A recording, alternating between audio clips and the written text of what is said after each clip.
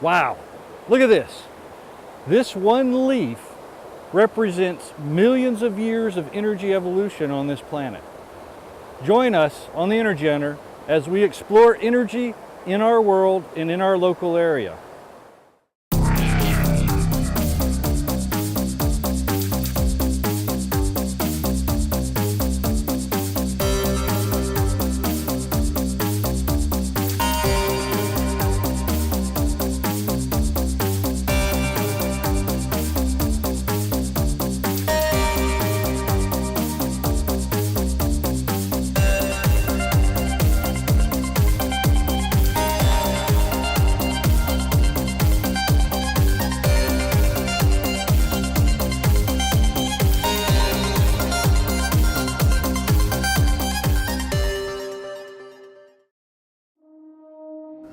Life requires energy.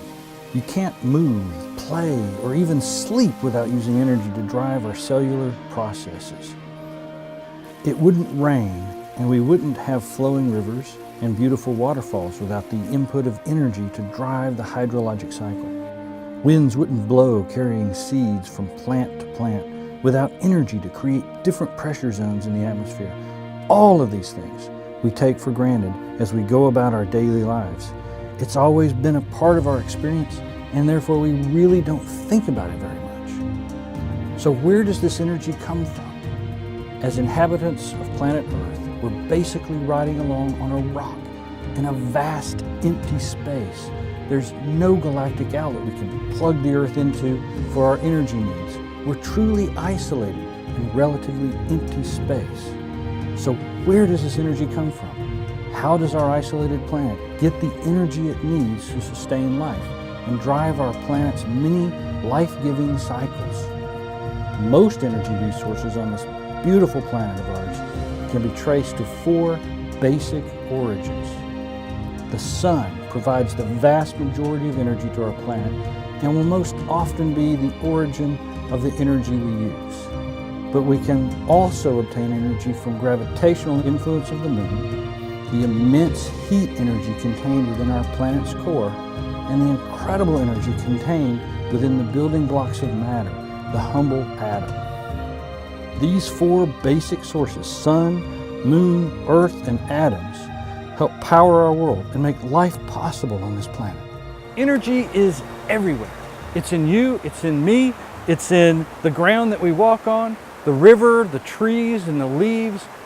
The world is awash in energy. So why, tell me, why are we using old energy? Old energy, what do I mean by that? I mean, we're using fossil fuels, energy that was collected on this earth millions of years ago, trapped and stored underground, and we're digging up and using energy from a million years ago.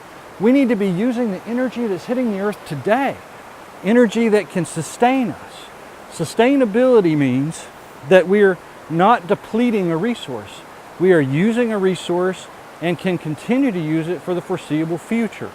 Sun is not going to go away. If we can find a way to trap the energy of the sun instead of coal and oil, which will deplete, then our society is going to be better off for the future. There's a lot of people that are arguing about when this energy is going to go away. That really doesn't matter. Energy is going to go away in the form of fossil fuels. We are going to deplete the reserves someday. And we need to solve that problem now. And that's what the Energy Hunter is all about. We're going to be looking at ways in which we can solve our energy using different methods, different techniques, maybe even thinking about ways to save energy. But we're going to explore all of those in our show. Why? Because it's always been convenient. It's how we've always done it, and we have a complete infrastructure built up around it. Pipelines, service stations, coal transport systems, fuel storage systems, none of these happened overnight, but through years of development, growth, and government subsidies. Now we find ourselves in a difficult position. We recognize that our current path is dangerous for the future. Energy from fossil fuels won't last forever, and the next generation requires us to start a path in a new direction. But moving in a new direction is hard and requires work and careful thinking. This reminds me of a story I tell my students all the time.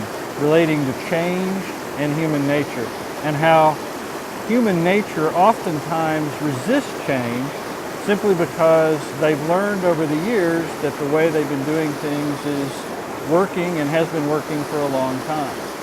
The story actually centers around a family at Thanksgiving.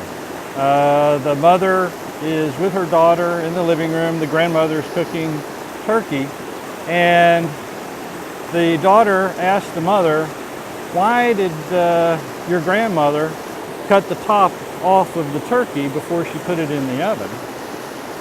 And the mother thinks for a second, looks at the daughter and says, "You know, I'm not really sure, but that's how my mom always did it. Why don't we go ask her?" And so they go into the kitchen and then they ask the grandmother why she cut the top off the turkey. And she goes, "Well, you know, I'm not really sure, but my mom always did that before she cooked it. And when I taught you how to do the same thing." Well, the great-grandmother was there as well, and she was sitting in the other room. And so they all went into the other room to talk to the great-grandmother and find out what was going on. And the great-grandmother says, "Well, honey, back then we had an oven that was about this big. And the turkey was always too big, so I had to cut the top of the turkey off to make it fit in our small oven." They all got a great laugh out of that, and then it's a very poignant story about how things we've done in the past can affect things we do in the future, and we don't really think about what we're doing. If you think about it, they were cutting tops off turkeys for no reason at all, just because that's the way they had done it in the past. But energy is very similar to that. We've been using energy in a way that we've been using energy for tens, maybe 100 years. And we don't need to be doing it that way anymore. It's just like cutting the top off of the turkey. We need to refocus and use different forms of energy because it makes more sense for the modern world we have today. Sometimes we don't change because it's comfortable that way. But change can oftentimes provide amazing benefits to our society. And in the case of energy, that's one amazing benefit that we can gain if we go to more alternative forms of energy. We can reduce pollution. We can reduce dependence on fuels that are not sustainable.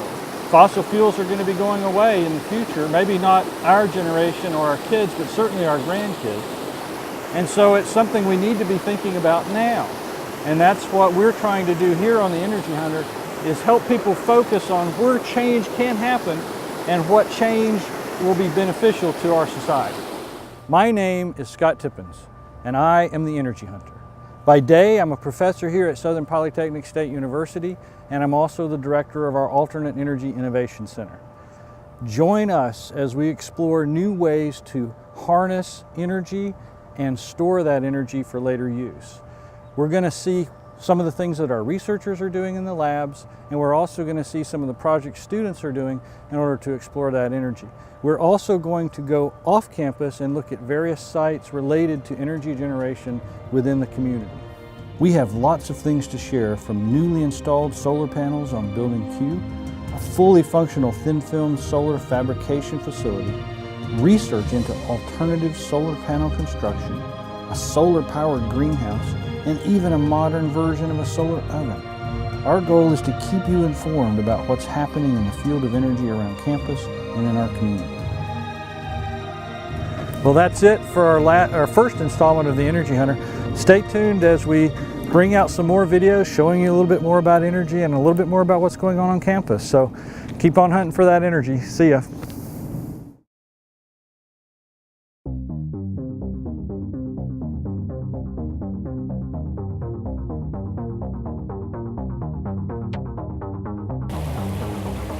Okay.